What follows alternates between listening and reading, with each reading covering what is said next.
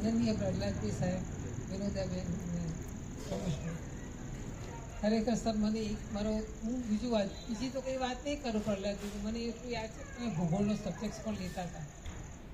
અને એ વખતે સમય શું હતો કે સ્પેશિયલ ભૂગોળ અથવા સ્પેશિયલ એરેથમેટિક, એમાંથી કોઈ એક સબ્જેક્ટ સિલેક્ટ કરવાનો હતો.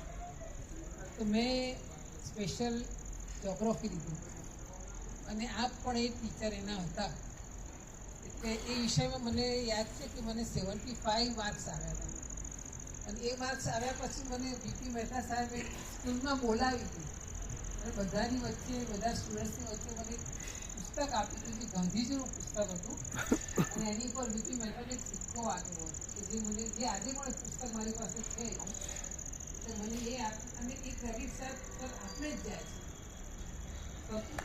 આજની તારીખમાં તો સર હજી એવું કંઈ સ્પેશિયલ એરેથમેટિક, સ્પેશિયલ જ્યોગ્રાફી જેવા સબ્જેક્ટ છે જ નહીં. હવે તો બધું જી ને એડવાન્સ ને ઇવન નીટની એક્ઝામ ને બધી આવી ગઈ સર. એ વખતે એનું ઇમ્પોર્ટન્સ ઘણું હતું કે સર હું આપને તો એ રીતે ઘણી વખત યાદ કરતી હતી, પણ આજે મને કુદરતે કે ઈશ્વરની કૃપાથી એક મોકો મળ્યો કે આ માટે હું આપને કંઈક ક્રેડિટ પણ આપી શકું. બીજું તો મને યાદ છે કે મને વિનોદાબેનનું એક પર્સનાલિટી ખૂબ ગમતી. જનરલી બાળકોના મગજમાં છે ને તે સર એક ટીચિંગ અને એનું ડ્રેસિંગ, એ બે હંમેશ માટે છે જીવે છે ત્યાં સુધી એની યાદ રહેતું હોય.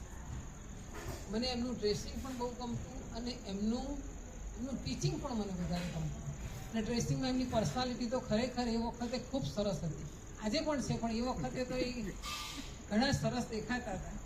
સફેદ શાલો અને ત્યાં સફેદ સાડી પહેરતા એ, અને તે કલકત્તી સાડી આર કરેલી પહેરતા, એ મને હજુ યાદ છે. બરાબર છે ને તમે? અને રમેશભાઈ સર, આપને તો મારે યાદ, આપ તો મને બહુ જ યાદ આવે, કારણ કે મને એટલું યાદ છે વિજ્ઞાનનો સબ્જેક્ટ લેતા હતા અને હું તો છેલ્લી બેન્ચે છેલ્લા ખૂણામાં જ બેસતું. અને આપ લેસન એવું બોલો કે કોણ લેસન નથી લાવ્યું, તમારું સેન્ટેન્સ પૂરું થાય ને પહેલાં હું ઊભી થઈ જતી. અને ખરેખર એનો મને એનો માર્ક પડ્યો એ વિજ્ઞાન સબ્જેક્ટમાં. માર્ક્સ ઓછા પણ આવ્યા, પણ હવે કોઈ જાણે બાળપણનું હતું, કંઈક જ્ઞાનતા હતી. પણ એની આપણા બધાના આશીર્વાદ, આપણી કૃપાથી, ઈશ્વરની કૃપા અને આપણા આશીર્વાદે સર ખરેખર આપણો વધ્યા. એમાં પણ વીપી મહેતા સાહેબનું, એમના ફેમિલીનું, આ બધાનો ખૂબ આજના દિવસે ખૂબ ખૂબ આભાર માનું છું. આપ સર્વની તંદુરસ્તી સચવાય અને આપના 100 વર્ષ અમે ઉજવીએ આપની હયાતીમાં, એવી પ્રાર્થના કરું.